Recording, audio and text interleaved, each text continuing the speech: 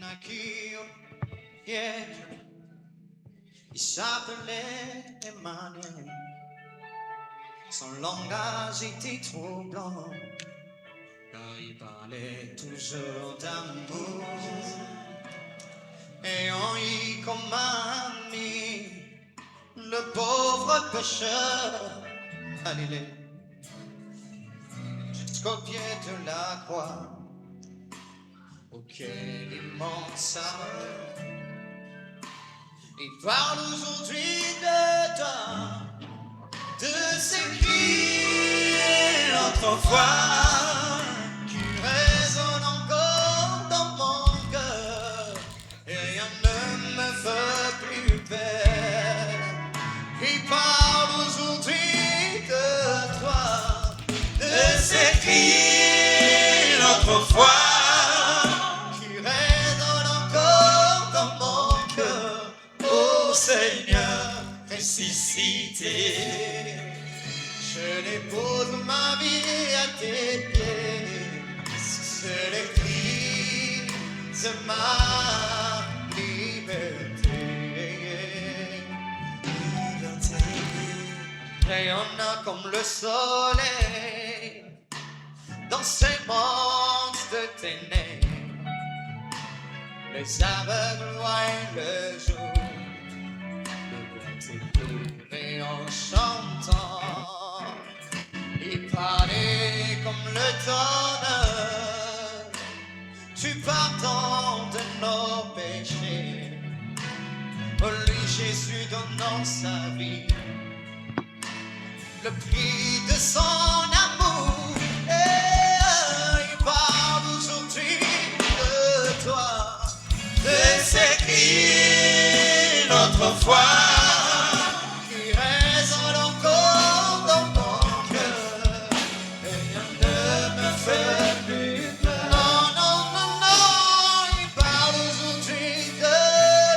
Alléluia. De ces d'autrefois qui résonnent encore dans mon cœur. Oui, Seigneur. Oh, Seigneur, Nous avons besoin de toi. Aujourd'hui et maintenant encore, nous avons besoin de toi. Moi, le premier, je m'attends à toi. Nous nous attendons à toi. La Bible dit, dans leur détresse, ils crièrent à l'Éternel. Et la première chose que tu fais lorsqu'on crie à toi, lorsqu'on s'attend à toi, c'est que tu envoies d'abord ta parole. Mais cette parole n'est pas une simple parole, c'est une parole qui porte en elle la vie et la puissance pour guérir et faire sortir de la fosse. Chacun d'entre nous ici est dans une sorte de détresse, une sorte de fosse, qu'elle soit petite, moyenne ou grande. Mais une chose est sûre et commune à nous tous, c'est que nous avons besoin de Jésus. Et ma Bible me dit que tu es la parole de Dieu faite chair, Jésus. Et nous nous attendons à toi. Parle à quelqu'un. Parle à quelqu'un aujourd'hui, car nous nous attendons à toi. Merci Seigneur. Est-ce que nous pouvons acclamer très fort pour la gloire du Seigneur?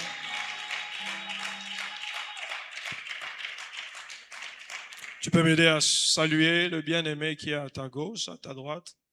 Souhaite-lui la bienvenue dans la présence de Dieu.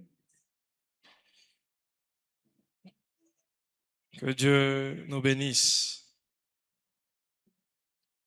Je nous salue tous dans le nom de notre Seigneur Jésus. Et je bénis le Seigneur pour cette opportunité qu'il nous donne de pouvoir être dans sa présence, de pouvoir partager la parole de Dieu ensemble et de prier ensemble. C'est l'occasion pour moi aussi de bénir Dieu pour ce merveilleux culte, le deuxième culte, le deuxième service. Chaque fois que je participe à ce culte, je ne sais pas si c'est le cas pour vous, mais je crois aussi que c'est le cas, nous expérimentons Dieu de différentes manières. Le Seigneur se manifeste de différentes manières et aujourd'hui, j'avais même l'impression qu'on pouvait rester comme ça dans l'adoration et dans la louange, que le culte pouvait s'arrêter là. Et que Dieu soit béni pour ce deuxième culte. Est-ce que tu peux m'aider à acclamer le Seigneur pour le deuxième culte? Gloire à Dieu. Par la même occasion, je bénis Dieu pour l'homme de Dieu et toute la coordination du deuxième culte. C'est un culte sur lequel le Seigneur compte beaucoup pour ce qu'il s'apprête à faire dans l'Église dans cette nouvelle saison. Gloire à Dieu. Alors, il m'a été demandé de parler d'un thème, de partager avec nous sur un thème qui est très, très, très inspiré. Et que Dieu bénisse son serviteur parce que ce thème est un thème inspiré parce qu'il tombe non seulement en plein mois pascal, mais au-delà de tomber dans un mois pascal, un mois de Pâques, il tombe dans une année où on parle du règne du Seigneur, que ton règne vienne, mais ça ne s'arrête pas là. Il n'y a pas très longtemps, nous avons commencé ici avec le pasteur un enseignement, une série d'enseignements sur le combat spirituel. Bien aimé, je ne sais pas pour vous, mais moi j'aime quand l'Esprit conduit ses serviteurs comme ça et qu'il inspire des thèmes qui sont à la croisée de beaucoup de choses qui sont en train de se passer, de se faire et de se dire dans l'Église. Et c'est ce que la Bible dit, ce que l'Esprit est en train de dire à l'Église. J'ai une bonne nouvelle pour quelqu'un, l'Esprit est en train de dire à l'Église que le Seigneur Jésus est sur le point de t'accorder une victoire sur toute forme d'adversité et de combat spirituel. Le thème qui m'a été donné pour qu'on puisse partager ensemble, c'est la croix de Christ, l'autel de notre victoire. La croix de Christ, l'autel de notre victoire. C'est un thème qui est très inspiré et très bénissant, d'autant plus qu'il tombe dans une génération et dans un temps où on nous parle beaucoup des réalités des autels maléfiques et sataniques, mais pas assez de la vérité de l'autel de Golgotha, l'autel de Christ. On nous parle beaucoup des réalités, c'est vrai, ce sont des réalités, ça existe, ça se passe. On les voit et on les subit. Dans chacune de nos familles, il y a au moins quelqu'un, si ce n'est pas nous-mêmes, quelqu'un de loin ou de près, qui a subi les influences des autels sataniques, maléfiques. Mais on nous parle beaucoup de ces réalités, qui sont des réalités, mais sans souvent et beaucoup parler de la vérité de l'autel de Golgotha. Je l'ai souvent dit ici quand j'ai eu la grâce de partager avec nous qu'il y a une différence entre les réalités et la vérité. Les réalités, on peut en parler même au pluriel autant de fois qu'on veut. Mais les réalités ne seront jamais égales à la vérité. La vérité, on l'appelle peut-être au singulier. Il n'y en a qu'une seule, mais elle est suffisamment puissante pour surpasser toutes les réalités. On nous parle beaucoup des réalités des autels sataniques, mais pas assez de la vérité de l'autel de Golgotha, l'autel de la croix de Christ. La vérité est suffisamment puissante. Pourquoi? Parce que cette vérité, c'est une personne. Et c'est la personne de Jésus. La vérité est une personne qui a accompli ce qu'il fallait accomplir pour détruire la puissance des autels maléfiques et sataniques. L'autel ou la croix de Christ, l'autel de notre victoire. Pour celles et ceux qui notent, j'ai vraiment tenu à commencer par cette phrase. Plutôt que les réalités des autels sataniques, souhaitons connaître la richesse de la vérité de l'autel de Golgotha. Plus que les réalités des autels démoniaques ou sataniques ou les autels familiaux, il y a la vérité de l'autel de Golgotha, l'autel de la croix de Christ. Plus que les réalités des autels démoniaques qui réclament, qui peuvent réclamer, qui peuvent faire subir une autre tournure ou un autre chemin à la destinée, à la vie d'une personne, il y a la vérité de l'autel de la croix de Christ, de l'autel de Golgotha. Et mon fardeau aujourd'hui, par la grâce de Dieu et l'aide du Saint-Esprit, c'est de nous partager une des richesses de notre héritage en Christ que nous avons à travers cet autel. Ici, il est question d'autel et j'ai beaucoup aimé ce thème parce que ça remet au centre le fait que la croix de Christ est un autel. Bien-aimé, je viens te rappeler une bonne nouvelle, que personne ne te fasse peur avec l'existence des réalités des autels démoniaques sans te parler de la vérité de l'existence de l'autel de Christ. Nous sommes dans une bataille, surtout dans une année comme celle-ci, où nous parlons du thème de que ton règne vienne, qu'on va diversifier de plusieurs manières. Là, on est en train de parler du fait que le Dieu de la Bible sera aussi mon Dieu. Quand tu déclares une forte déclaration comme ça, tu dois avoir en tête et à cœur que lorsque le Dieu de la Bible devient ton Dieu, c'est-à-dire que tout ce qui est dit et raconté dans la Bible doit devenir une vie. Ça ne doit pas rester que dans les Écritures, ça ne doit pas rester que dans la Bible, ça doit devenir une vie. Et de la même manière que ceux qui sont dans le monde des ténèbres, qui sont dans l'occultisme, dans la magie, eux, ont des effets. Quand ils vont vers leurs autels, ils font des choses, ils disent des choses et ça a des effets sur le monde visible. Toi aussi, tu as un autel auprès duquel tu peux te rapprocher. Et la différence, c'est que l'autel auprès duquel toi tu t'approches, c'est un autel qui est supérieur. Dans le monde spirituel, oui, il y a la réalité des autels, mais il y a une vérité supérieure. Dans le monde spirituel, c'est qu'il y a un autel qui est au-dessus de tous les autels. C'est l'autel de la croix de Christ.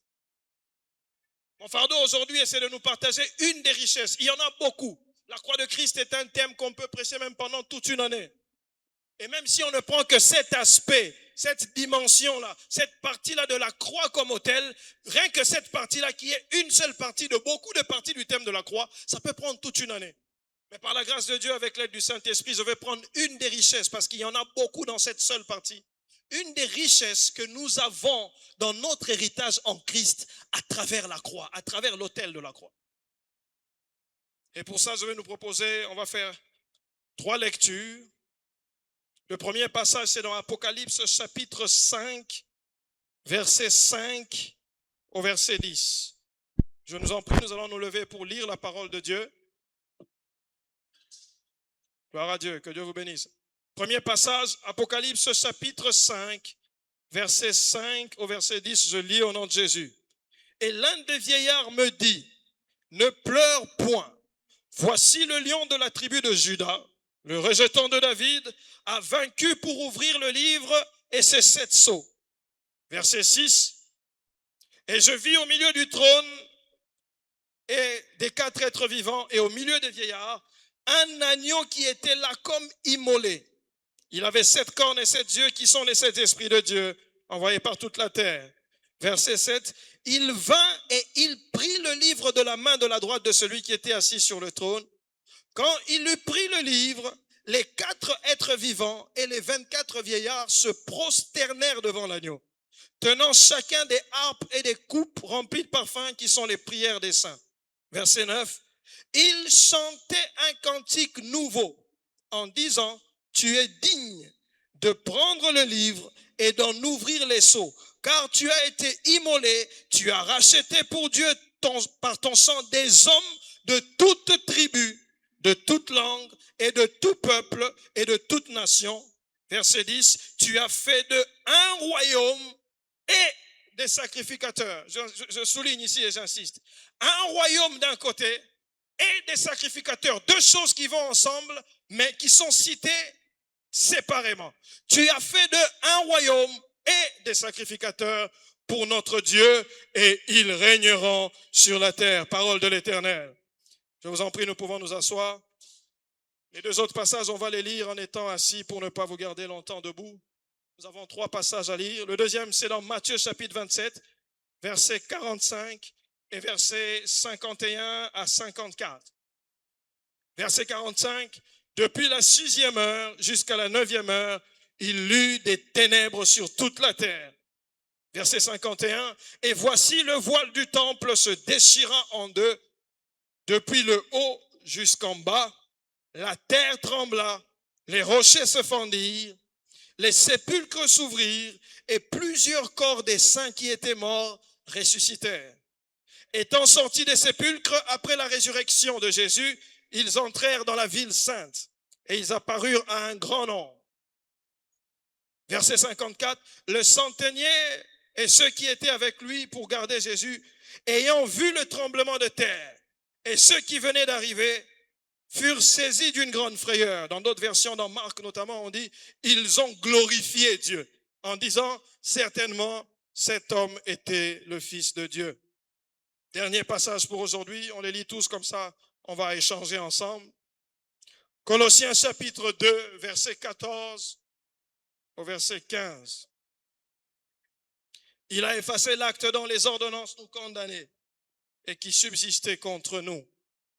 Il a détruit en le clouant à la croix.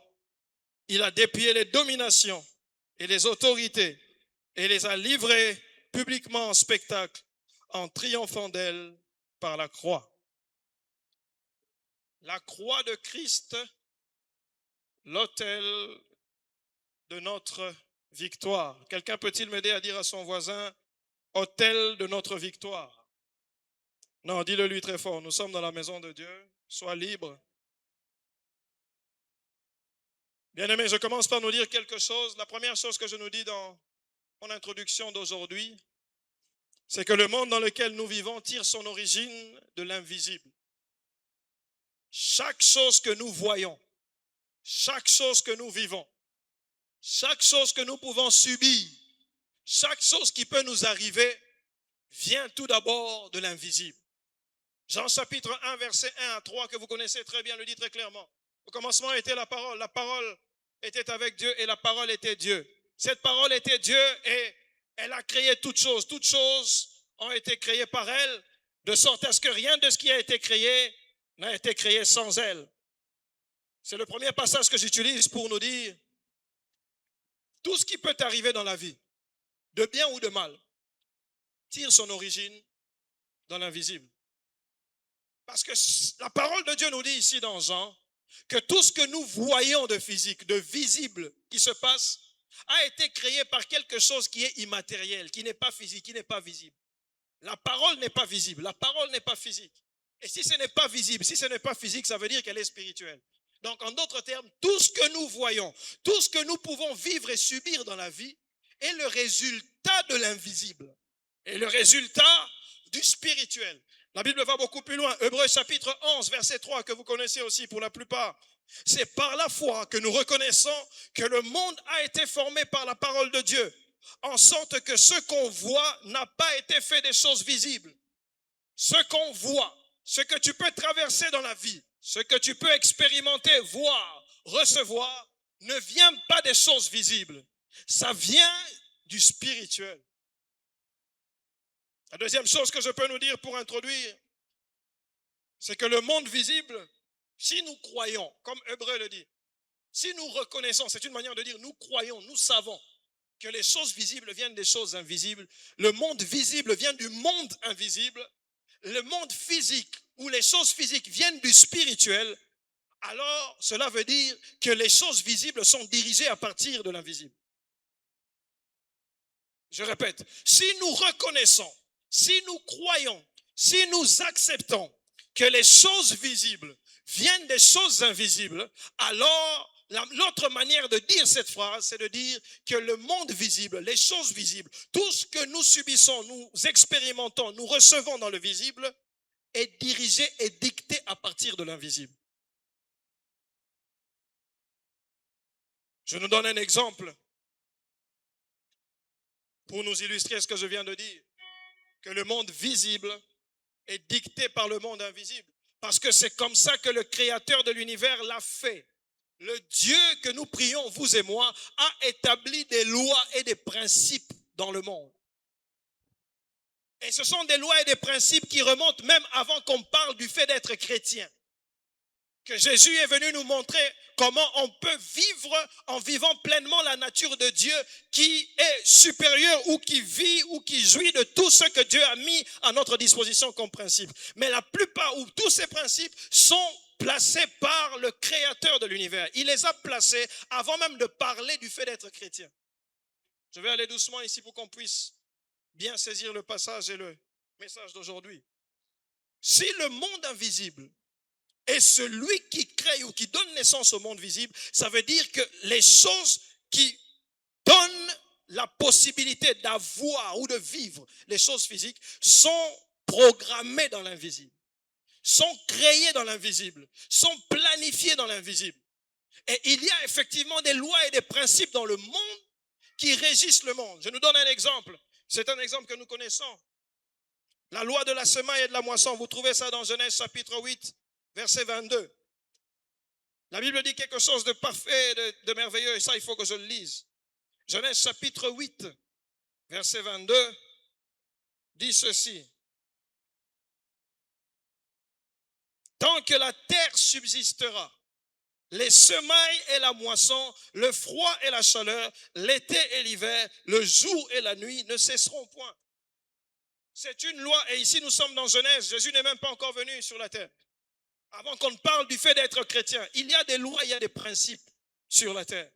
C'est ainsi que vous voyez des gens, ils arrivent à obtenir certaines choses, Pas parce qu'à côté de l'ango, jeune n'a pas prière. Parce qu'il a respecté certains principes.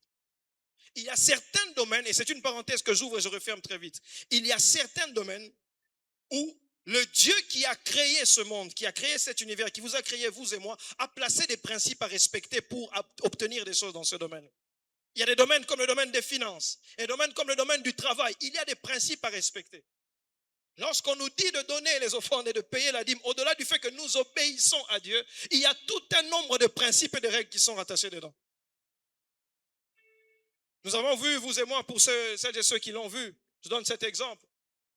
Il y a eu une fois en Europe une grande cathédrale de l'église catholique, la cathédrale de Notre-Dame, qui avait pris feu. Mais ce qui est intéressant, c'est que les premières personnes qui sont allées pour soutenir la reconstruction de ce temple-là, ce sont des personnes qui ne sont même pas chrétiennes pour la plupart. C'est des personnes qui ont juste beaucoup d'argent, Bill Gates et les autres. Et ne vous êtes jamais posé la question pourquoi ces personnes-là, avec tout l'argent qu'ils ont, avec tout ce qu'ils sont dans le monde, ils arrivent à avoir cette sensibilité-là. Chaque fois qu'il y a une œuvre comme ça, ils courent vite. C'est les mêmes personnes que vous trouverez quand il a beaucoup d'argent. Il a toujours une petite fondation à côté pour soutenir les veuves et les orphelins. Bien aimé, dans ce monde, il y a des domaines dans la vie où il y a des principes et il y a des lois qui sont établies. Une de ces lois, c'est la loi de la semence et de la moisson. Tout ce que tu moissonnes, et j'aime comment Paul le dit dans Galates, c'est un passage que nous connaissons aussi, Galates chapitre 6, verset 7. On ne se moque pas de Dieu. Tout ce que l'homme aura semé, c'est ce qu'il moissonnera. C'est un principe, c'est une loi qu'il y a sur la terre. Je nous donne cet exemple pour mieux introduire celle qui nous intéresse aujourd'hui, ou le principe spirituel qui nous intéresse aujourd'hui par rapport à notre thème. C'est le principe de la légalité spirituelle. Et je vais expliquer qu'est-ce que ça veut dire. La loi ou le principe de la légalité spirituelle. Le droit légal à partir du monde spirituel pour faire des choses dans le monde visible. Le droit légal qu'une personne peut avoir sur la terre pour télécharger ce qui est dans l'invisible pour le voir et le vivre dans le visible. Psaume chapitre 115, verset 16, la Bible dit ceci. Les cieux sont les cieux de l'Éternel, mais il a donné la terre aux fils des hommes. C'est le passage sur lequel nous trouvons la source et le fondement, j'avais même envie de dire juridique, de ce principe de l'égalité spirituelle. Les cieux, son domaine à lui, notre Dieu, notre Créateur, notre Père, qui est l'Esprit supérieur au-dessus de tous les esprits, il est écrit que son domaine à lui, c'est les cieux. Mais que la terre, il a donné aux fils des hommes. La même Bible nous dit plus loin, vous qui êtes des dieux, cependant, vous mourrez comme des hommes. La nature que Dieu nous a donnée est une nature qui est telle que la terre est notre domaine où nous étions censés régner. Le domaine dans lequel règne l'humain ou l'homme physique que nous sommes, vous et moi, c'est la terre. Par là, qu'est-ce que je veux dire? Que normalement, un esprit ne peut pas agir, ne peut pas faire quelque chose, ne peut pas obtenir quelque chose sur la terre sans passer par un homme. Peu importe quel esprit. Et nous allons aller doucement jusqu'à toucher notre thème d'aujourd'hui. Un esprit ne peut pas arriver sur la terre, ne peut pas faire des choses sur la terre, ne peut pas faire des choses dans une famille sans que quelqu'un lui ait donné accès à un moment donné.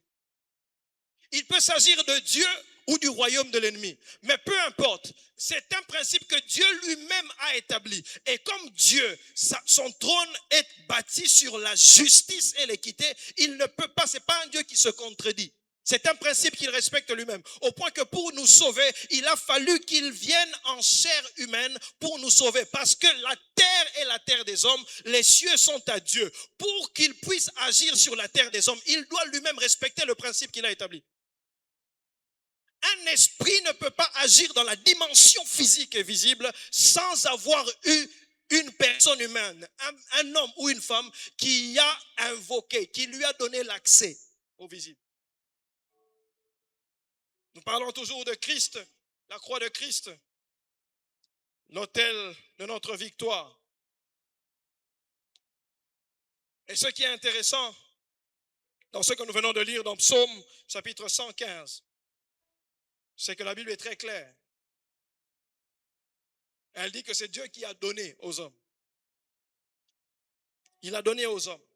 Les êtres invisibles n'ont pas le droit, à moins qu'un être visible leur donne accès. Parce que ce n'est pas à eux que ça a été donné. Et donc, il y a là une question qu'il faut se poser. Par quel moyen, de quelle manière, ou par quel Wi-Fi, par quelle connexion, par quel réseau, le visible peut donner l'accès à l'invisible? Pour que les êtres visibles puissent donner l'accès aux êtres invisibles, pour qu'ils puissent agir ou faire des choses sur la terre. Et ça, c'est une vérité qui a traversé les âges et les années. Ça ne date pas d'hier ni d'avant-hier. Pour connecter le visible à l'invisible, il faut un point de rencontre. Il faut un point de contact. Il faut un point de connexion. Il faut un hôtel. Je vais le répéter. Nous sommes en train d'aller tout doucement dans notre sujet d'aujourd'hui. Si nous acceptons et nous comprenons qu'il faut qu'un être visible donne l'accès pour que le monde invisible puisse avoir des effets sur le monde visible, alors nous comprenons qu'il faut qu'il y ait un point de rencontre.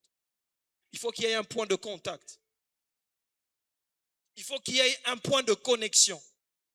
Il faut qu'il y ait un hôtel. Et la croix de Christ est un hôtel. Lorsque vous regardez la définition que les hommes donnent d'un hôtel, ils disent que c'est un lieu élevé où l'on offre des sacrifices à une divinité. C'est un lieu, on offre des sacrifices à une divinité.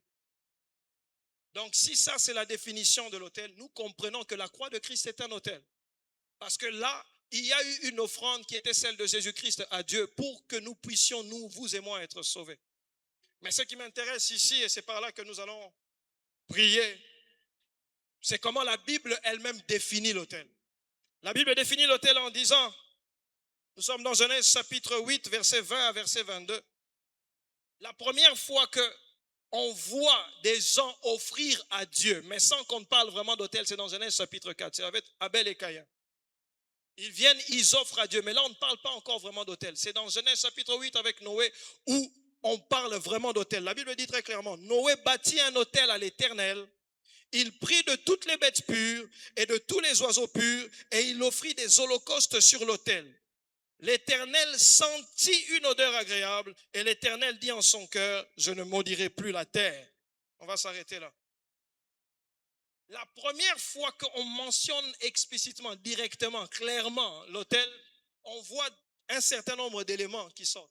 On voit qu'il y a quelqu'un qui offre, on voit qu'il y a une offrande, on voit qu'il y a un lieu de sacrifice et c'est l'association de toutes ces choses qui font que Dieu peut valider. La croix de Christ est un autel. Pourquoi? Parce qu'on retrouve tous ces éléments-là. On retrouve un lieu de sacrifice qui est la croix, le bois. On retrouve l'offrande qui est Jésus lui-même. Mais ce qui est merveilleux avec l'autel de Jésus, c'est que c'est un autel où l'offrande, c'est lui-même celui qui offre. La différence entre nous et les autres autels, je sais que plusieurs fois et de plusieurs manières, les hommes nous ont souvent parlé des autels sataniques, des autels démoniaques qui ont des répercussions sur notre santé, sur nos vies, sur les études, sur l'avenir d'une personne. Mais la différence avec ces autels, et même lorsque vous rentrez dans la Bible, c'est que ce n'est pas une personne éternelle qui fait ce sacrifice-là. Jésus, en tant qu'offreur et offrande, c'est une offrande qui a été agréée par Dieu. Et quand il a été agréé par Dieu, il y a eu des signes qui ont montré que cette offrande a été agréée par Dieu. Et cette offrande a été agréée pour toujours. J'ai une bonne nouvelle pour quelqu'un. Peu importe les autels qu'on peut lever dans la maison familiale, il y a un autel qui crie chaque jour et pour toujours. Un autel démoniaque et néfaste peut venir aujourd'hui, mais peut avoir une fin. Parce que tant que la terre subsistera, comme on a pu le voir, il y a des cycles, les choses viennent et partent. Mais l'autel de la croix de Christ est un autel qui subsiste jusqu'aujourd'hui. La Bible dit que Jésus, lorsqu'il a accompli cette œuvre, il est monté à la droite du Père et il intercède pour nous. Jésus s'est différencié par rapport à ce qui se faisait dans l'Ancien Testament, en ce que lui n'était pas seulement l'offrande ou celui qui offrait, il était à la fois celui qui offrait et l'offrande. Dans l'Ancien Testament, on avait des sacrificateurs qui offraient, mais qui offraient plusieurs fois. Ils devaient entrer plusieurs fois pour leur propre péché et le péché du peuple. Et ils ne s'offraient pas eux-mêmes parce qu'ils n'étaient pas purs. Leur sang n'était pas pur. Mais Jésus, a un sang pur et un sang éternel qui agit éternellement. La croix de Christ est l'autel qui crie pour nous de manière éternelle. Et l'autel qui crie pour nous de manière puissante et de manière à nous purifier et effacer toute trace d'autre autel dans notre vie. La croix de Christ est un autel.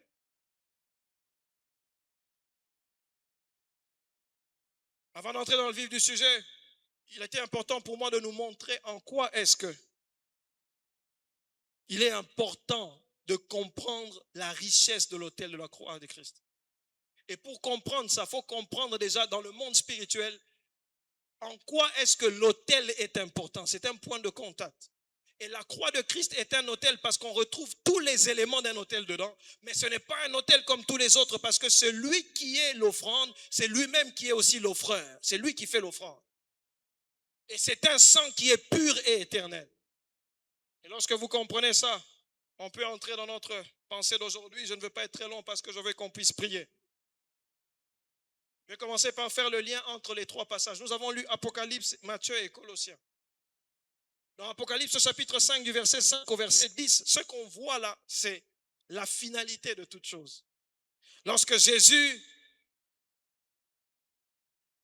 est en train de s'ériger, de monter comme l'offrande de Dieu pour le rachat de notre péché, pour le rachat de l'humanité. Quand Jean est en train de pleurer, il est en train de dire, mais qui va nous sauver? Qui va accepter de prendre cette place d'être l'offrande? Ça, c'est une question, bien-aimée, qui a été posée depuis le début dans Genèse. Lorsque Abraham et Isaac vont sur l'autel, Isaac dit, Père, j'ai vu le feu, j'ai vu le bois, mais où est l'agneau? Cette question de où est l'agneau s'est toujours posée depuis le début. Et Jean aussi la pose. Jean vient et il se rend compte qu'ici, il faut qu'il y ait un sacrifice pour qu'on soit sauvé. Et il y a un vieillard, un des 24 vieillards du ciel qui vient lui dire, ne pleure point. Le lion de la tribu de Juda a vaincu. Mais ce qui est intéressant ici, c'est juste une parenthèse que je referme tout de suite. C'est que quand Jean a regardé, il n'a pas vu un lion. Il a vu un agneau. Et la Bible dit très clairement, là, lui, vous et moi, un agneau qui était comme immolé. Bien-aimé, j'ai une bonne nouvelle pour toi. L'agneau de Dieu, Christ Jésus, est un agneau qui a été immolé bien avant la fondation du monde. Peu importe les autels, peu importe les réclamations que tu as pu trouver dans la famille, dans l'entreprise ou dans le milieu dans lequel tu es tombé, l'agneau de Dieu, lui, a été immolé bien avant la fondation du monde. Il y a des personnes qui disent souvent, oui, mais vous dites ça, mais vous, c'est parce que vous êtes en Christ maintenant. Et ceux qui n'étaient pas en Christ avant que Jésus n'arrive, qu'est-ce qu'il en est d'eux? La Bible est très claire. L'agneau de Dieu, il a été immolé avant la fondation du monde. Et Jésus, quand il est venu, il a accompli et il a racheté tout homme, de toute tribu, de toute nation et de tout peuple. Je ne sais pas de quelle tribu tu viens, je ne sais pas de quelle tribu tu es, mais ça, ce n'est pas le plus important pour Dieu. Le plus important pour Dieu, c'est que tu bénéficies toi aussi, malgré ta tribu, malgré ta province, malgré tes origines, de la purification, de la régénération, de la justification. Toi aussi, tu participes à l'aspersion du sang de Jésus. Pourquoi? Parce que la croix de Jésus est un autel. Il est venu, il s'est donné, et la Bible dit très clairement, on ne lui a pas pris sa vie, il l'a donnée. En d'autres termes, il n'est pas que offrande.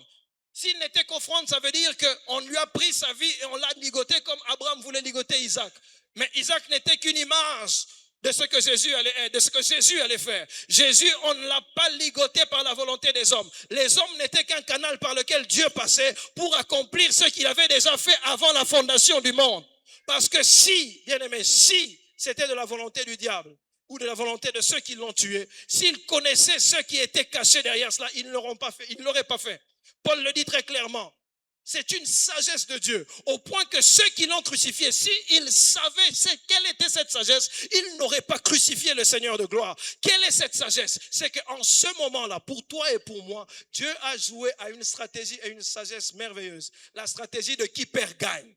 Je suis en train de dire à quelqu'un ici, même si tu as l'impression que certaines choses sont en train de t'accabler, sont en train de t'étouffer, notre Dieu, par la croix de Christ, a joué une sagesse que le diable n'a pas pu détecter. C'est la sagesse de qui perd gagne. Quand le diable et les hommes de ce monde pensaient qu'ils étaient en train de le tuer, ils étaient en réalité en train d'accomplir un plan divin. Jean regarde, il voit un agneau, on lui dit le lion a vaincu. Mais quand il regarde, il ne voit pas un lion, il voit un agneau. Parce que la victoire que Jésus a accomplie et acquise en tant que lion de la tribu de Juda, il a fallu qu'il se fasse agneau. Il a fallu qu'il soit un agneau immolé. Il a fallu qu'on le sacrifie. Or, si on parle de sacrifice, on ne peut pas parler de sacrifice sans sacrificateur. Mais si on parle de sacrifice et de sacrificateur, il faut forcément qu'il y ait un autel. En d'autres termes, la croix de Golgotha est un autel. Mais la puissance de la croix de Golgotha, c'est que c'est un autel qui est supérieur aux autres autels. Je n'ai pas de problème qu'on me dise qu'il y a des autels de réclamation familiale, des autels de ceci ou de cela. Mais s'il faut qu'on parle d'autel, alors parlons d'autel. Il y en a un qui est supérieur à tous les autres autels. Et la pensée que je suis en train de nous partager d'aujourd'hui, qui est une des richesses qu'on a en héritage en Christ à travers l'autel de la croix de Christ, c'est que l'autel de la croix de Christ est un autel supérieur dans le monde spirituel. Le Seigneur a insisté dans mon cœur que je martèle sur ça. Nous sommes dans une génération, et surtout dans notre pays, au Congo, en Afrique en général et au Congo aussi. Ce sont des réalités. Je ne suis pas en train de refuser ça. Je suis moi-même congolais, je suis moi-même africain, je suis moi-même bantou. Ce sont des réalités de chez nous. Pourquoi? Parce qu'au départ, nos ancêtres fonctionnaient avec ces choses-là. Rappelez-vous, c'est pour ça que j'ai fait cette définition au départ. Les esprits, pour agir dans le monde visible, il faut qu'un homme leur donne accès. Et nos ancêtres dans ce temps-là, pour pouvoir fonctionner dans certaines choses, pour pouvoir acquérir certaines choses, ont dû contracter des choses avec des esprits. Mais le malheur dans ça avec le diable, et c'est là où le diable est méchant. Lorsque vous faites alliance avec lui, ce n'est jamais pour votre avantage. Ça peut prendre le temps que ça prendra. Vous pouvez passer, mais ce sont vos enfants qui paieront. Ce sont vos arrière-petits-enfants qui paieront, vos cocos et les cocololos qui paieront. C'est ça le malheur avec le diable. Mais j'ai une bonne nouvelle que le Seigneur m'a envoyé dire à quelqu'un aujourd'hui. Par Christ Jésus, à travers Golgotha, nous avons un autel supérieur. Nous sommes dans un temps où il faut que nous rappelions à l'Église que dire que ton règne vienne, c'est reconnaître que nous sommes dans un règne et qu'en face de nous, nous avons un règne adversaire. Et que dans cette confrontation, c'est une guerre et c'est une bataille. Et une des réalités de cette guerre, c'est que c'est autel contre autel. La croix de Christ, bien aimé, c'est quelque chose de puissant, la croix de Christ. Et que Dieu soit encore béni pour ce thème merveilleusement inspiré. La croix de Christ, le peuple de Dieu doit se rappeler que là où eux vont vers leur autel la nuit, dans des endroits bizarres, comme on dit, je ne sais pas si l'expression est bonne. Je me rappelle quand je grandissais, on parlait d'une expression kosaka, parler. Ils vont dans des endroits bizarres et ils parlent. C'est une pratique qu'ils n'ont pas inventée. Parce que celui qui l'a établi, c'est notre Père, c'est ton Dieu, toi et moi. Mais nous n'avons pas à aller vers des autels faits des mains d'hommes, vers des idoles. Nous avons un autel qui a déjà été érigé, quelqu'un qui s'est offert et qui a payé le prix une bonne fois pour toutes. Voilà pourquoi lorsque nous prions au nom de Jésus, c'est notre manière à nous d'aller crier vers notre autel à nous. J'ai une bonne nouvelle pour quelqu'un, que plus jamais personne au boulot, au travail, à l'école, à l'université ou je ne sais quoi encore dans la famille te fasse peur, te disant des choses qui vont te faire perdre le calme ou la paix en te disant ce qu'on s'allie quelqu'un ne peut plus faire peur à un enfant de Dieu. Tu as un autel toi aussi qui crie. Il y a une différence entre l'autel de Jésus et les autres autels. Je répète encore, on peut faire face à plusieurs réalités dans la vie, dues à l'influence de ces présences-là. Mais l'autel de Christ crie plus fort. Je disais, le lien avec les trois passages, c'est que Apocalypse nous montre le cadre final. Mais Matthieu montre ce qu'on a vu. Et Colossiens montre ce qu'on n'a pas vu. Le lien entre les trois passages que nous avons lus, le lien entre ces trois passages montre exactement en quoi est-ce que la croix de Christ est un autel. C'est pour ça qu'au début, j'ai commencé par nous donner tout ce cheminement de l'autel. Pourquoi il fallait un autel entre le monde visible et le monde invisible? Et c'est quoi un autel? Et pourquoi la croix de Christ est un autel? Le lien entre ces trois passages nous montre au fait le sacrifice qui s'est vraiment passé et les implications qu'il y a eu. Apocalypse, c'est l'étape finale. Matthieu nous montre ce que le monde visible a vu, les ténèbres qui ont régné sur la surface de la terre. Mais Colossiens nous montre exactement qu'est-ce qui s'est passé pendant ces ténèbres. Quand il faisait noir aux yeux des hommes, qu'est-ce qui se passait dans le monde spirituel?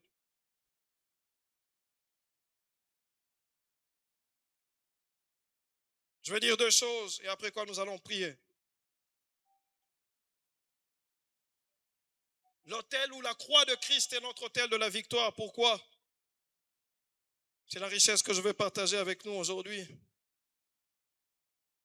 C'est parce que c'est l'autel de la victoire sur les sacrificateurs du royaume adverse. Je vais encore le répéter. La croix de Christ est l'autel de notre victoire. Pourquoi? Parce que c'est l'autel de la victoire sur les sacrificateurs du royaume adverse. Quand vous lisez Colossiens, nous l'avons lu vous et moi, la Bible, Paul est en train de dire très clairement que par la croix, au travers de la croix, il a vaincu les autorités, les dominations et les pouvoirs spirituels qu'il y a dans le... En fait, il est en train de citer le gouvernement du royaume de l'ennemi. Or, vous et moi, nous avons lu dans Apocalypse chapitre 5 que Christ, en accomplissant la volonté parfaite de Dieu, il a fait de nous aussi un tout autre gouvernement. On en a déjà parlé ici. Un tout autre royaume. Et une des images dans l'Ancien Testament qui montre et qui illustre ce que je viens de dire, c'est l'épisode de Élie et les prophètes de Baal. C'était une affaire d'autel contre autel. Et de deux côtés, on avait deux types de sacrificateurs. Mais quand Élie se connecte et rétablit l'autel, toute la mise en scène qu'il fait là, c'est tout un symbolisme, c'est toute une image de rétablir le véritable autel. Parce qu'il peut y avoir plusieurs types d'autels. Mais l'autel de Dieu est un autel différent des autres. Et quand Élie reconstitue l'autel et qu'il met ce qu'il faut mettre sur l'autel, l'offrande, le feu descend. Et les prophètes de Baal, non seulement ils ont été confondus, mais ils ont été châtiés et ils ont été tués. L'autel de Christ, c'était une image de ce que Christ venait faire. La bonne nouvelle, la première que je suis en train de nous donner pour aujourd'hui, c'est que la croix de Christ est une bonne nouvelle pour nous parce que c'est une victoire sur tous les sacrificateurs du royaume adverse. Dans le royaume adverse, nous, dans chacune de nos familles, dans chacun de nos environnements, il y a des gens qui sont des sacrificateurs du royaume adverse.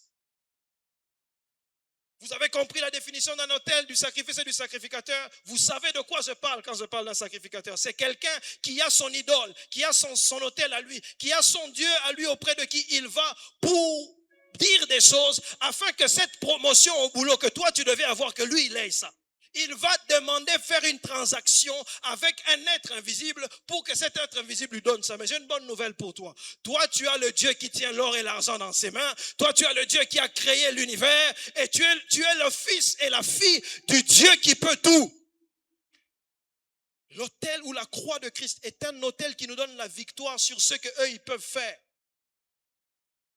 Là où tu peux te retrouver dans une situation et tu es peut-être ici. Pendant que j'étais en train de préparer ce message, je l'entendais fort dans mon cœur. Tu es peut-être ici, tu es quelqu'un, toi c'est même pas inconscient. Tu sais, au Yébi, que dans ton environnement, il peut être professionnel ou familial, tu sais qu'il y a eu des choses qui ont été dites, soit pendant ta génération ou des générations avant. J'ai une bonne nouvelle pour quelqu'un. La croix de Christ est un autel qui nous donne la victoire sur les sacrificateurs du royaume adverse. Tous ceux qui se sont érigés en sacrificateurs, qui ont élevé des autels contre la maternité, des autels contre les études, des autels contre le fait de pouvoir vivre longtemps, contre la longévité, il y a un autel qui annule toutes leurs paroles. Parce que dans cette guerre de royaume, nous sommes dans une guerre d'autel contre autel. Et notre autel à nous est un autel où nous confessons la victoire de la croix. Voilà pourquoi la Bible peut dire, ils l'ont vaincu à cause du sang de l'agneau, mais ça ne s'arrête pas là, à cause aussi de la parole de leur témoignage, parce que c'est autel contre autel. Tu ne peux pas laisser, et c'est dans ça que je vais nous amener tout à l'heure pour qu'on puisse prier. Il y a des choses qui ont été dites, oui, je ne refuse pas, ce sont des réalités. Il y a des choses qui ont été faites, oui, je ne refuse pas, ce sont des réalités.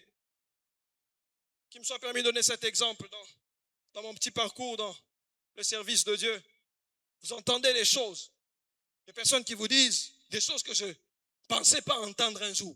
Des gens qui vous disent, tel que je suis là, moi je suis descendant ou descendante d'une dame que sa maman, donc ma grand-mère, Akena Rozoye Namai. Ça existe, bien aimé. Et pourquoi? Parce que dans cette famille-là, il y avait des tractations qu'il fallait faire, des opérations qu'il fallait faire. Et pour faire ça, avec cet être invisible, il fallait faire un autel. Et c'est ainsi que vous voyez que le diable est méchant. Il ne donne rien sans rien prendre à côté. Quand il donne ça, il vous donne un deadline dans un domaine, une limite dans un domaine. Oui, les enfants, tu auras des enfants maintenant. Oui, tu auras le boulot maintenant. Oui, tu auras ça. Mais à tel âge, vous ne comprenez pas à chaque fois que toutes les filles de cette famille-là arrivent, je ne dis même pas à l'église pour la bénédiction du ciel, rien qu'au civil, à la mairie, à Béliliboma. Pourquoi? Parce qu'il y a un hôtel. Parce qu'il y a un hôtel. N'avez-vous pas vu ça? Il y avait une vidéo qui avait même circulé récemment. On voit une jeune dame. Elle n'a même pas eu le temps de faire tout le processus. On lui a juste demandé, fais la demande en mariage. Le jeune homme a juste mis les genoux à terre. Quand elle a dit oui et que la bague est entrée, la folie la prend sur le champ, sur place.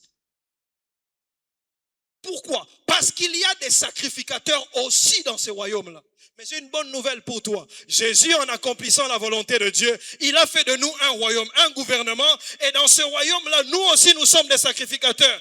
Et ton outil, ton autel de sacrificature, c'est la croix de Christ. Et ta connexion à toi, à cet autel, c'est la prière. Parce que lorsqu'il est mort et qu'il est ressuscité, ma Bible me dit que le rideau s'est déchiré du haut en bas. Si c'était du bas en haut, j'aurais compris que c'est l'œuvre d'un homme. Mais du haut en bas, ça veut dire que Dieu a approuvé, Dieu a ouvert le chemin. Là où tu es là, tu n'as pas besoin d'être prophète, apôtre, docteur, évangéliste. Tel que tu es là, maman, tu peux te mettre à genoux, tu pries pour ton mari, tu pries pour tes enfants. Eux, ils disent des choses, toi aussi tu proclames. Toi, tu prophétises sur tes enfants, tu prophétises sur ta famille, tu prophétises sur ton boulot, tu prophétises sur les études de tes enfants. Nous sommes dans une génération où on a beaucoup et souvent parlé des réalités des hôtels démoniaques, mais pas assez parlé de la vérité de l'hôtel de Christ. On a beaucoup parlé de ces réalités, mais pas assez de la vérité. La première chose que l'Esprit est en train de dire à l'Église, c'est que c'est une victoire sur tous les sacrificateurs du royaume adverse. Romains chapitre 8, verset 1, que beaucoup d'entre nous connaissent. Il n'y a donc maintenant aucune condamnation pour ceux qui sont en Jésus-Christ. Verset 33 à 34. Qui accusera les élus de Dieu? C'est Dieu qui justifie. Qui les condamnera? Jésus-Christ est mort. Bien plus, il est ressuscité, il est à la droite de Dieu et il intercède pour nous. Qui t'a accusé, bien-aimé? Qui a accusé les femmes de la lignée de ta famille? Qui a accusé les jeunes hommes de la lignée de ta famille? Disant que, à la limite, diplôme d'État, ex-État. Fin. Après, là, accusation sur accusation. Pourquoi? Parce que quelqu'un a peut-être fait quelque chose dans une certaine année. Qui a accusé les hommes et les femmes de ton quartier? Oui, parce que quand Paul cite, le temps nous manquerait d'entrer dans la décortication de ce passage de Colossiens. Il cite différents niveaux d'agents du royaume et du gouvernement de l'ennemi. Et de la même manière, on peut avoir des agents qui travaillent à l'échelle de l'avenue. Ceux qui peuvent travailler au niveau du quartier, d'autres au niveau de la commune, d'autres au niveau de la province, d'autres au niveau du pays, d'autres au niveau du continent, d'autres au niveau de la région. C'est ce que Paul cite et c'est ce que Paul dit. Les dominations, les autorités, les esprits méchants, c'est différentes catégories de différents niveaux. C'est différentes personnes qui font l'œuvre du gouvernement du diable avec des représentants sur la terre qui sont des sacrificateurs qui établissent la connexion avec ces esprits-là. Dans une famille, dans un quartier, dans une entreprise, dans une avenue ou dans un couple. Mais j'ai une bonne nouvelle pour toi. La croix de Christ est un autel qui te donne la victoire sur leurs paroles. Peu importe, même si ils passent des nuits à sauter. Vous savez, être serviteur du diable, c'est vraiment quelque chose de ridicule. C'est vraiment quelque chose de... Comment on peut vous dire à toi, quelqu'un, au Tanga Makasi, tu as, je ne sais pas moi, 2 ou 3 diplômes, qu'à chaque minute, chaque heure, si on arrive 7h35, 8h35, chaque 35, il faut le moi, quoi, mon robot, à toi, directeur d'entreprise, au bando sauté. Bien aimé. Et à toi qui es dans l'hôtel qui est supérieur à tous les autres, quand on te dit qu'il faut se lever à minuit, à midi, à 15h, à 18h, tu dois prier pour ton couple, tes enfants, pour ton entreprise, et tu ne le fais pas. Si toi tu ne le fais pas, de l'autre côté, sacrificateur, tu dois parler. Mais la bonne nouvelle pour chacun et chacune d'entre nous, c'est que ce n'est pas toi qui vas créer. Il a fait de nous un royaume et des sacrificateurs dans un royaume de quelqu'un qui a déjà acquis la victoire. Tu as tout intérêt à parler. Tu as tout intérêt à confesser parce qu'ils l'ont vaincu à cause du sang de l'agneau, de ce qu'il a fait. Et ce qu'il a fait, on doit le proclamer. Tu dois le dire. Le royaume de sacrificateur qu'il a fait de nous, et Pierre le dit dans 1 Pierre chapitre 2 verset 9 aussi. C'est un sacerdoce royal. Tel que tu es là, tu es dans un sacerdoce royal. Quand tu reçois le Seigneur Jésus-Christ, il t'a transféré dans un autre sacerdoce. J'insiste, ce n'est pas une affaire de prophète, apôtre, docteur ou évangéliste d'abord. Toi, tel que tu es là, en Christ, tu es dans un sacerdoce. Le mot sacerdoce veut dire tu es en droit d'exercer quelque chose. Tu es en droit d'exercer cette sacrificature-là. Et le moyen par lequel nous le faisons, c'est la prière. C'est par la prière, par cette vie de prière, par cette consécration que nous nous attachons à l'autel de notre victoire. Lorsque tu ne parles pas, crois-moi, il y a d'autres langues qui se lèvent. La Bible elle-même le dit aussi. Toute langue qui se lèvera contre toi en justice, tu la condamneras. Pourquoi? Parce que des langues peuvent se lever en justice contre toi. Mais il faut que les enfants de Dieu parlent du Saint-Esprit, que nous parvenions à cette maturité-là de comprendre que la vérité, c'est que Christ a vaincu, que nous pouvons les condamner, mais ce n'est pas pour autant ce ne sont pas des réalités, ça existe. Ça existe. La seule différence, c'est que ça n'a pas d'effet et d'impact sur toi. Ça n'a plus de victoire sur toi, mais à condition que tu entres dans la victoire. C'est comme quelqu'un à qui on a acheté un billet pour accéder quelque part, dans une entreprise ou dans un concert. Tu as le billet avec toi. Jésus a payé pour toi et il t'a donné cette victoire. Mais si tu n'entres pas dans ce concert, dans cette entreprise, tu ne vas pas jouir de ce qui se passe dedans. Jésus a vaincu les hôtels familiaux, il a vaincu toutes ces réclamations et il nous a donné la victoire. Mais si on ne proclame pas, si nous ne faisons pas entendre la parole de notre témoignage, si nous ne parlons pas, si nous ne prions pas, nous n'entrons pas dans la jouissance de cette victoire. Deuxième chose que je souhaite dire, c'est que l'autel de Christ, la croix de Christ est un autel ou l'autel de notre victoire. Parce qu'au-delà de nous accorder la victoire, et ça c'est merveilleux, il nous a transférés dans un autre statut. Si autrefois nous étions des victimes, nous étions ceux qui étaient, et ici il faut voir comme ça se passe au tribunal, parce que c'est vraiment cette réalité spirituelle. Si autrefois nous étions de l'autre côté de la barre, de ceux qu'on accuse, de ceux qu'on condamne, Paul dit, il a effacé l'acte dont les ordonnances sont condamnées. J'aime comment les autres versions, Semeur et Courant le disent. Ils disent, il a effacé la liste de nos manquements. En d'autres termes, tout ce qu'on peut citer dans le monde spirituel que son ancêtre tel, en telle année, ou telle personne avait fait cette alliance-là, avait fait tel contrat pour avoir beaucoup d'argent, avait fait tel contrat pour avoir des enfants, avait fait telle chose pour faire entrer telle semence dans la famille. Jésus, sur l'autel de Golgotha, il a tout effacé. J'aime beaucoup comment la version Parole vivante, Semeur et Courant le disent. Ils sont très clairs. Ils disent, Jésus a effacé le listing, la liste de tous les manquements. Donc tout ce qu'on pouvait citer, qui a été fait de mal dans la lignée familiale de laquelle tu viens, dans le quartier dans lequel tu es venu t'insérer là. Toi, tu as juste déménagé, mais tu ne savais pas qu'il y a toute une histoire dans le quartier. Voilà. Toi, tu es allé dans cette entreprise, mais tu ne savais pas qu'il y a tout un bagage spirituel dans cette entreprise-là. Mais tu vis dans une victoire qui efface, qui te délocalise de l'impact de ces choses-là. Mais ça ne s'arrête pas là. Nous quittons de l'endroit des accusés pour aller dans l'endroit de ceux qui peuvent juger.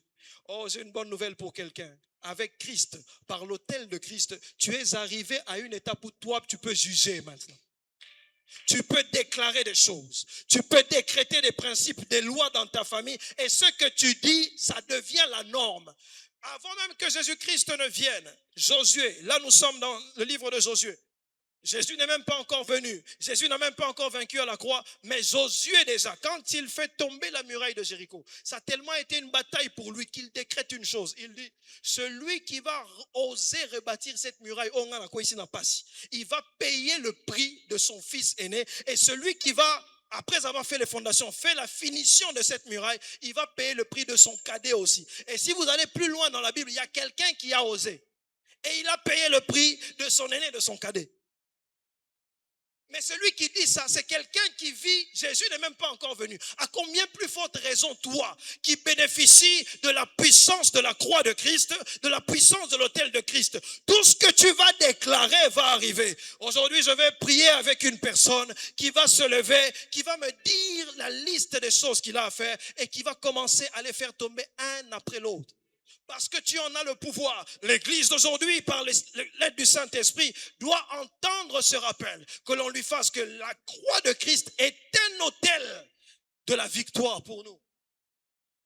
C'est un autel de la victoire pour nous. C'est un autel de la victoire pour nous. Apocalypse chapitre 1, verset 6. Il a fait de nous un royaume et des sacrificateurs. Dans Apocalypse chapitre 5, que nous avons lu, il dit une merveilleuse chose. Il dit, ils régneront sur la terre. Je te rappelle une bonne nouvelle. Avant que le Seigneur ne vienne nous chercher, tu vas régner sur la terre. Quand il viendra nous chercher, après que nous ayons passé le temps de noces avec lui, les noces de l'agneau, nous reviendrons encore, nous régnerons avec lui encore sur la terre. J'ai une bonne nouvelle pour toi. Ta destinée en Christ, c'est de régner. Ta destinée n'est pas que quelque chose fasse de toi une victime. Un boulot, une maladie, un retard, je ne sais pas moi dans quel domaine de la vie ou de la santé, ne doit pas faire de toi un esclave ou une victime. Pendant que je suis en train de parler, tu vas m'aider à identifier un domaine où tu sais pertinemment. Je suis en train de parler à des personnes qui savent qu'on a dit quelque chose ou qu'il y a des choses qui se sont dites. Bien aimé, tu sais, il y a plusieurs manières de dire des choses. Il y a une manière de dire des choses où mais il y a une autre manière où on ne t'a pas dit, mais tu remarques. C'est une autre manière de te le dire. Tu vas m'aider à prier. Nous allons nous lever. J'avais d'autres choses à dire, mais je sens que nous devons prier maintenant. Il y a plusieurs manières de dire des choses. La croix de Christ, l'autel de notre victoire. Pourquoi ?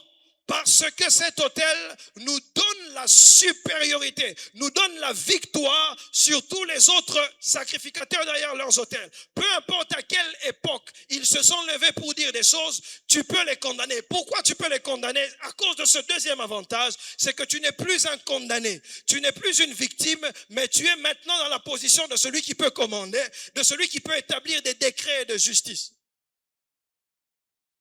Tu vas m'aider à prier. Dis merci à Dieu. Dis merci à Dieu, Seigneur, merci d'avoir envoyé Jésus-Christ dans le monde pour accomplir cette œuvre. Parce que la croix de Christ est un autel et un autel de victoire pour nous. Un autel de victoire. Merci pour le sang, merci pour la croix, merci pour la mort et pour la résurrection. Merci Seigneur Jésus, parce que si tu n'étais pas venu, je serais encore esclave maintenant. Si tu n'étais pas venu, je serais encore un condamné maintenant. Si tu n'étais pas venu, je serais encore dans la position de ceux qu'on peut accuser. Je serais encore dans la position de ceux sur qui ces paroles-là, ces autels-là auraient eu encore de l'effet sur moi. Mais gloire soit rendue à Dieu. Parce qu'ils ont beau faire ça, même en 1700. Même en 1800, même en 1900, je ne sais pas combien, mais en Jésus-Christ, ces choses n'ont plus d'effet sur moi. Moi, j'ai été transporté, j'ai été transféré. Je dépends d'un autre autel. Si ceux qui ont le nom de ma famille dépendent des autres autels, moi, je dépends de l'autel de Golgotha, la croix de Jésus-Christ, l'autel de notre victoire. La croix. Alléluia, toi, Bien-aimé, commence à déclarer, commence à refuser. De la croix. Tu es quelqu'un qui est dans une position qui peut déclarer des choses. Tu es dans une position de quelqu'un qui peut mettre fin à des choses. Tu es dans la position de quelqu'un qui peut abolir, qui peut arrêter des choses. Il y a des choses que tu as remarquées dans le quartier. Il y a des choses que tu as remarquées dans l'avenue. Tu as remarqué dans l'entreprise. Tu as remarqué dans la famille ou dans ta vie.